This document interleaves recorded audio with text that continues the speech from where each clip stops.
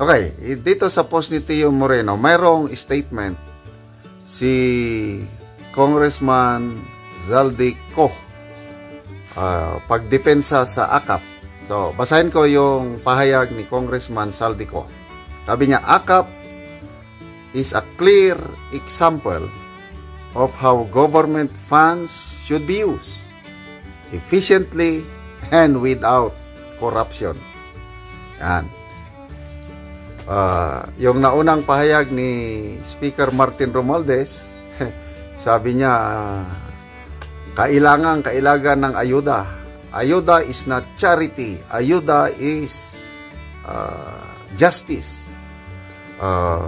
Yung AKAP, kompleto ng documentation. Mayroong beneficiaries. Hindi katulad ng iba dyan na parang Mary Grace Piatos, wala daw notice of disallowance sa COA. So, kanya-kanyang depensa itong mga lawmakers natin ngayon, kanya-kanyang depensa sa AKAP na ano daw ito, kailangan daw gawin. At sabi nga ng Malacanang, kaya hindi tinanggal ng Pangulo yung AKAP sa 2025 national budget, kailangan daw conditional implementation. Ang galing. So, bago lang na-interview si Mayor Benji Magalong ng mainstream media, klaro, sabi ni Mayor Magalong, vote buying yan. Yung AKAP, AX, TUPAD, kontrolado yan ng mga lawmakers at meron ba siyang binanggit na 777. Although sabi ni Mayor Magalong, ano daw ito, allegation pa lang yun, kaya lang may mga sources sila na mga reliable sources na ano yung 777. Ang isang kongresista daw na mapasama sa sortie o pag-iikot ni Speaker Martin Romualdez, mabigyan ng 7 million na AKAP, 7 million na AX, 7 million na TUPAD. So, that's 21 million. Grabe. So, ano masasabi nyo dito? Na ang AKAP daw is a clear example of how government funds should be used efficiently and without corruption. Yan ang statement ng chairman ng Committee on Appropriations sa Kamara. Okay, basahin natin itong people who reacted. Naniniwala ba sila sa statement ni Congressman Zaldico na without corruption ang AKAP? Okay. 2,600 nagbigay ng people who reacted, 2,200 ang tumawa. Ibig sabihin, hindi naniniwala. 71 ang galit. So, hindi rin naniniwala yung galit. Ano yan? Ang nag-like lang is 281. So, kakaunti ang naniniwala na sa kanila.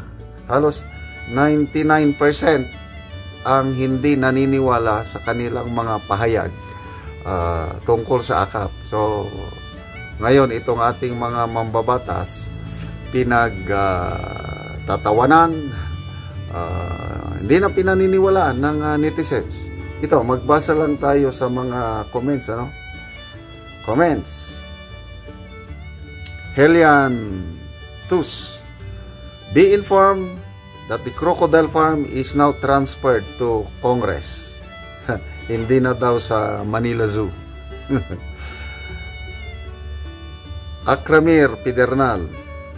AKAP para sa nakakakilabot na ambisyon ni Tambaluslos. John Prin. Unya, before i-distribute, mag-speech si Congressman. Lami pang patere. Patere yung patumbahon. Mark Anthony Bautista.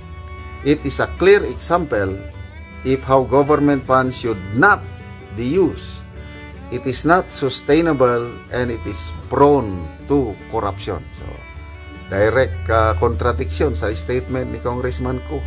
Hindi dapat ganito ginagastos ang pera ng gobyerno. Okay. Gina Radba. Sabi niya, AKAP is a massive corruption tactic of super greedy kleptomaniac powers that be. Ang bigat naman ito. Kaya tinitignan ko lang yung Mark Lester Cruz. If anything, it's a clear sign of corruption. Roberto Maria Rosal Arquiza, laying the groundwork for them to dip their hands.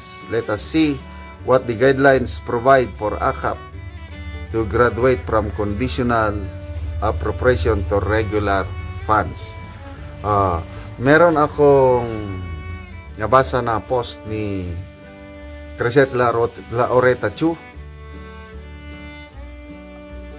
May nakatanggap ng AKAP with pictures, matanggap ng pera, naka-brace ng ngipin yung beneficiary. Tapos, ang beneficiary na yon may iPhone. So, yung brace, mahal. Brace ang ngipin, iPhone, mahal. Tapos, yung beneficiary na yon is nakakapagbiyahe sa abroad, specifically South Korea. Yung si Professor Punong Bayan ng UP, sabi niya sa interview ng ANC, yung mga nakakausap niya na beneficiaries ng AKAP mga kamag-anak ng mga barangay officials ng listahan. Okay, speaking of mahirap na dapat bigyan ng tulong, tayo po sa ating channel na namimigay tayo ng tulong sa Talaandig Tribe sa Bukidnon.